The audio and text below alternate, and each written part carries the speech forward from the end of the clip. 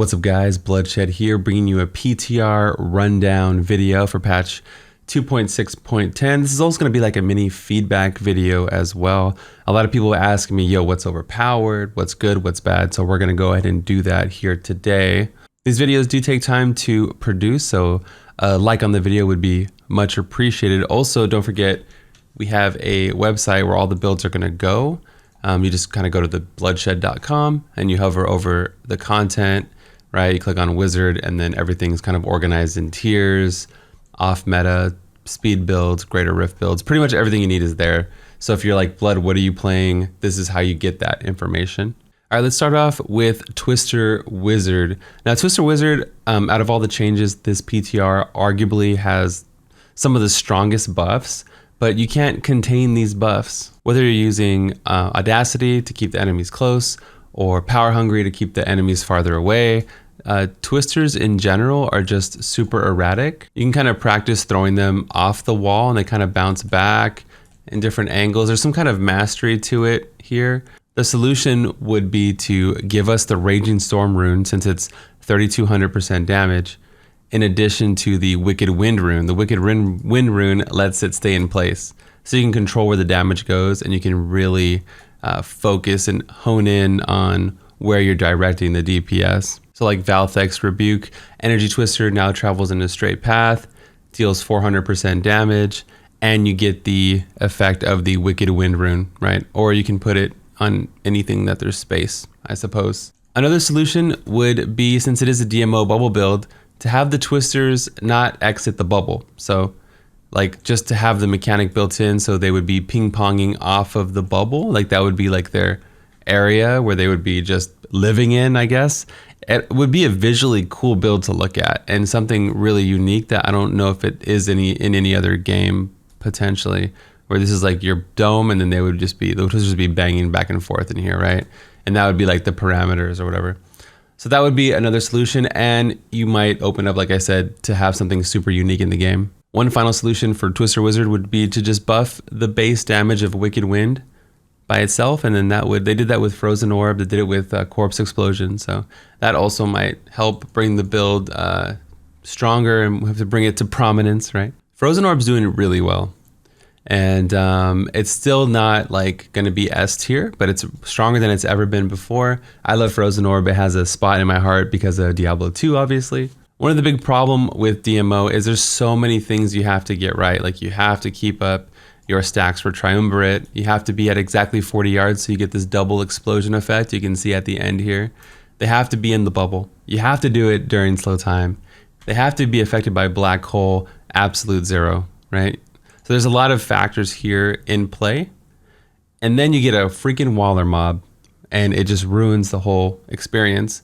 So one thing I would do for Frozen Orb, for feedback wise, would be to just allow them to travel over objects like a lot of other spells can do. So they would be unaffected by Waller and collision and things like that. That way you can focus on your combo and not like the RNG of what mob types you get, you know? I wanted this video to be more like, I guess, realistic feedback instead of just like double the damage and then we doubled it, right? Just to be more interesting, if I can find interesting ways to buff the classes without just throwing damage numbers at it. If you guys have any suggestions, put it in the comments below, because you know Blizzard does check out my videos when they have time and they might see your comment. They do read the comments, right? So maybe you'll have a dope suggestion and it just gets the conversation going when I talk about it, when you guys talk about it. And like I'm sure somewhere along the way they're like, yo, can we get pickup radius in Paragon instead of Goldfine? And then a light bulb went off and then they changed it. So hopefully we can be a light bulb here. So I would say Twisters bottom of the A tier, Frozen Orbs like bottom like of the A tier, right? And then we have Melee. Do you guys remember Melee DMO Frozen Orb, right? With the Arcane Orbit, and it's like a Spectral Blade build. This is super tanky and really fun to play. It looked like I casted Frozen Orb, but it's from the new Wizard Spike. This would be like B tier, but really, like I said, good survivability, strong overall. I would probably increase the AoE size of the orbit to make it a little bit more viable. I feel like that would just help the build tremendously, just to keep it in that cool off meta territory. Oh, I didn't cover Hydra, but Hydra's doing pretty well. I would buff the damage of Hydra. Check it. And with 800 Paragon, 100 gem levels, like no augments, right? We did a 110 in 11 minutes and 17 seconds with Typhon. Typhon's the best performing Hydra build, in my opinion, for like early to mid game. Late game, there might be something else that pops up. We still haven't had time with the cube slot, right? This is all pre-cube slot. So when you get the cube slot, you can put Death Wish with Twister, and that'll shoot it to the moon. So this feedback is all based on no seasonal theme, also, by the way. But with Typhon, to make it more competitive with other sets and to bring hype to Typhon, I would buff the 6-piece even further than 2000. I feel like it'll help propel the set into like the top of the A tier. If you guys don't know, they changed Edge Sigil and they just made it a Twister exclusive item. So I would change it back in a way, but not fully. So if you're looking at the screen right here, there's an Edge Sigil on the screen of the new one. Mine would say, while channeling Arcane Torrent, Disintegrate, Ray of Frost, the damage of your Energy Twister or Meteor Shower is increased by 250%, and you also cast Energy Twister or Meteor Shower every second. It could just be one meteor or whatever, one little baby meteor. That's all I ask, okay? They also changed Fragmented Destiny. Your signature spells now do triple damage. I would buff this to the moon just for T16, right? If you buff the hell out of this item, it's not gonna really ever be in the meta or anything like that, potentially. But what it's going to do is allow for some fun alternate play styles. So I would definitely buff the secondary effect to do more than triple damage for Spectral Blade as well, just to give us more variety in speed builds, bounty builds, and things like that. Builds don't always have to be like this push scenario. We're going to talk about more speed builds coming up here shortly. For Crusader, Crusader is slapping cheeks, man. Crusader's crushing it right now. We did, again, the same parameters, right? We did 114 in 1155 with 800 Paragon, no augments, and 100 gem levels only. So like 100, level 100 Boyarsky's chip and all that stuff. And it's just, we just one-shot it, you know? It's really powerful. Again, all the builds are on their site if you want to check it out. I really don't have much feedback because the build is so strong. One thing I would say is do whatever if I feel like Blizzard's going to nerf it, right? I don't think it needs a nerf. I think we need a competitor for a for AOV. One thing I wouldn't nerf is leave the Belt of the Trove 4 seconds, because if you nerf this back to 6 or 8, it's gonna kill speed runs. And like this is the whole reason why it's even fun, like an alternate way to farm. Being able to ride around your pony, and every 4 seconds you have a constant AoE, right? Thorns is famous for not really having the most AoE with Crusader, like with Invoker is single target and things like that. So I would definitely not nerf the 4 second, whatever they decide, because that's what really makes it enjoyable for speed farming.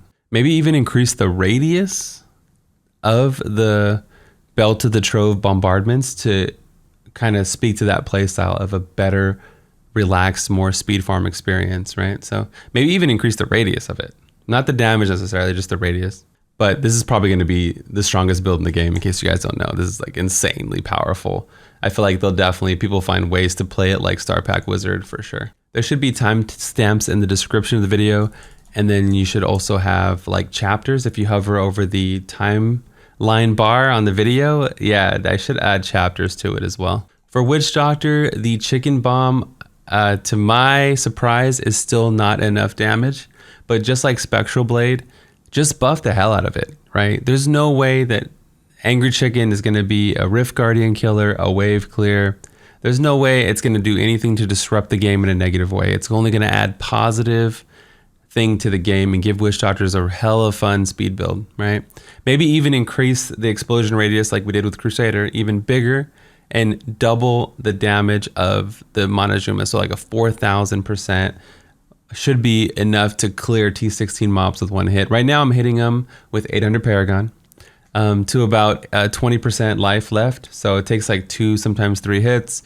And then there's times where you have like a 3 or 4 pack, right? 5 pack, and you can't kill them all right away. So I definitely would increase the explosion radius if possible, but at the very least increase the damage so we have the play style in the game. This would be a super fun T16 and bounty build. A lot of times we spend most of our time in Diablo just, doing bounties, doing rifts, doing speed farming greater rifts. So this would definitely be enjoyable, and I can't see any downsides, right? We kind of knew Zombie Bear wasn't going to be that great just by reading the patch notes. It has one item to buff the set, and it's only 7 times, right? Diablo is all about multipliers. It just needs more juice necessarily. But there are some things that could help the build in general. So if they were to buff it, there still would be other problems, like having to cast Locust Swarm to keep up the freaking Ring of Emptiness. Like, you need to cast it constantly. So what I would do is I would put on an offhand, since there's no offhand for Zombie Bear. I would give it more damage, right? But I would allow them to cause maybe Disease Swarm, since it's kind of speaks to the theme, right? They're like, if you guys don't know, the Zombie Bears looks like this. They have like this disease kind of, it almost looks like Locust Swarm, right? So when a Zombie Bear hits an enemy, it gets infected with Locust Swarm, Disease Swarm, because it's kind of like a diseased bear. And then that would free up a slot on our bar so we can proc the Ring of Emptiness, right? Or you can just add something else to the Ring of Emptiness, but it just would help us proc it easier. And then we can free this up for something else like Horrify, or something else like Interesting Hex, Big Bad Voodoo, things like that. Also, another problem that would be, even if they buffed it, you can see the map like Frozen Orb, right? Where there's collision, like awkward collision. And sometimes your bears don't even spawn because they need like all this room to work. Just make them travel through the map like Frozen Orb, or like, you know, other spells in the game. Just remove the collision. It would help tremendously. Make them immune to Waller and all this stuff. They already have enough obstacles being an off meta, quirky kind of build. They don't need like these weird things. Now I have to only fight in the dead center middle of a map. And even then, look, he looks like he got caught in the stash space. So remove that. That would be really awesome for Zombie Bear. One step further you could do is make it a channeled ability, and then we can use it with Teguk, get more toughness with the build itself. Maybe use channeling shoulders that they recently buffed this PTR that might synergize well together, so you don't have to carry powerful. I guess it's kind of like 2 videos in one, because it's a PTR feedback video / letting you guys know how everything's performing. As of right now, the TLDR is Hydra set isn't as bad as people say it is, and Akan Thorns is out of control, crazy powerful, and Necromancer is really, really good, and it's going to be a dope build. The Masquerade of the Burning Carnival. Again, 800 Paragon, no augments, 100 gem levels. The Necromancer was slapping. We did a 114. You can check out my gear on the leaderboard, on the PTR leaderboard, right? So you can see view hero details. You can see with what we did it with and everything. Like, really, really low bar type gear. Look at the, not even ancients, right? So like 4 of these 4 or 5 aren't even ancient. So this is what I was running to. And again, this is without the 4th cube. This is without the shadow clone Jitsu that we're going to get. We got bracers. So we got these new bracers that powered it up, and that's why they're hitting so hard finally. Since this build is doing so well, I don't really have much feedback other than a quality of life change. The Bone Spear actually only cost 20 essence, which isn't bad, right? Especially with Captain Set and all those other kind of bonuses. But the problem is when you add Maltorius, it goes up to 40, so it doubles it. Most abilities in the game, or most like weapons, don't increase the cost, they decrease the cost. So I would remove the 40 essence costs on Maltorius. I think it's just not warranted. And then maybe we could use more attack speed and make it a little bit more snappy, responsive, interesting. So that's the one thing I would do with that, is just kind of remove the extra bonus cost to it, is it doesn't really seem warranted. So this patch, they buffed Leapquake, but they made the power cubable. So you can see right here, Warcry and Threatening Shout cause an avalanche and earthquake, and they both deal 200% increased damage. So now you don't have to hold the weapon, but it should be harder since it's multiplicative now. Let me go ahead and buy a bag of fortune and just kind of show you what the weapon looks like. I think it's a bug also because the power is still here on the weapon. So you have the cubable power and you have the damage of it. So, right? So it says increased earthquake damage by up to 200%, and then it's on the cube, right? So I'm assuming they're going to take away the additive one up top and just have the cubable one. Either way, it barely affects Leapquake. It doesn't really bump it up too much, But since I have you here, Blizz, I would definitely increase the damage. For a giant mighty two-handed weapon, 200% damage seems rather low for this giant beast of a weapon, right? I would definitely bump it up there. Also, Girdle of Giants, it only powers up Earthquake for 3 seconds, and then Leapquake's hella slow, right? So you have to like be quick, and you have to get in there, you dump your Fury, and then you jump in, and then use Rumble right, you dump it, and then you get it, and you get another 3 leaps. It seems really weird to have to force it, or you have to do 2 leaps and then dump, and I would just increase the duration to like 6 seconds and make it more comfortable for everybody to play, as it's not really skillful, it's just like an annoyance, right? So increase the belt to 6 seconds, buff the hell out of the weapon, and then that might bump Leapquake to like a mid A tier, something like that. Right now it's still a solid B tier. People have broken a solo GR 130 with the build, but you know, typically it's gonna be like top of B, and it's still there currently. All right, let's talk about Juliana's U6, okay? The only reason why we're talking about Juliana is because they added a multiplier to Gundo Gear. So now Gundo Gear has 100% damage multiplier on it, which, by the way, for leveling is great. You can get bracers at level 1, you can get Gundo Gear right away, and as soon as you unlock Exploding Palm, it makes your leveling experience much more enjoyable, especially because it doesn't cost too much resource, right? It's just, you can use generators, and anyway, it's good. With the push build, it's only going to get a few level, maybe like 1 to 2 GR better with the multiplier. So I would definitely increase the damage overall of Juliana's or just Gundo Gear, since that's what's on the PTR. But since I have you here, Blizz, hey, since I have you here, Juliana's has no damage reduction for their set, where most sets in the game get some kind of damage reduction, right? So what I would do is I would add a damage reduction to the 4-piece. That would make the build more enjoyable. We can go with more interesting choices and not have to carry like Spirit Guards or the belt and all this other stuff. So I definitely would add some sort of damage reduction to the set.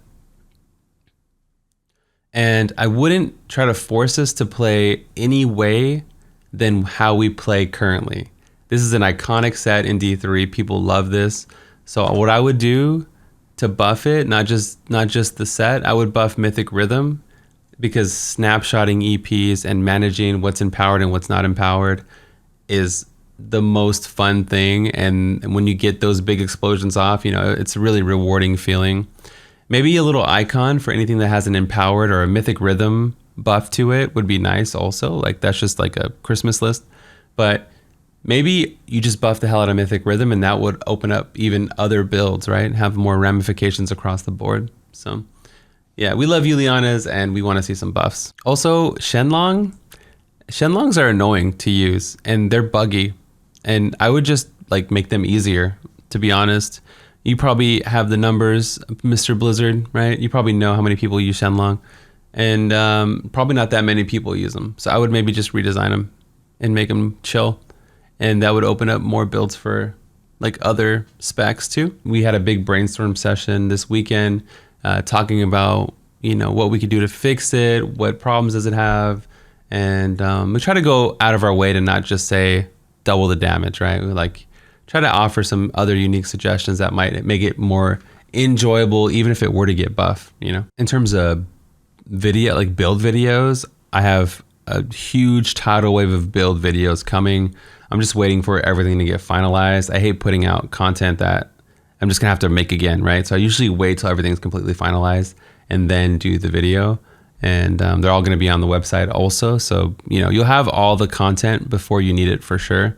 I might even work on starter videos Monday or Tuesday already, just to get those out of the way. That way we can keep focusing on the big build updates. And once we get the 4th slot, it's gonna take a lot. But this video is already super long already. Thanks so much for listening. This is Bloodshed, and I'm out of here.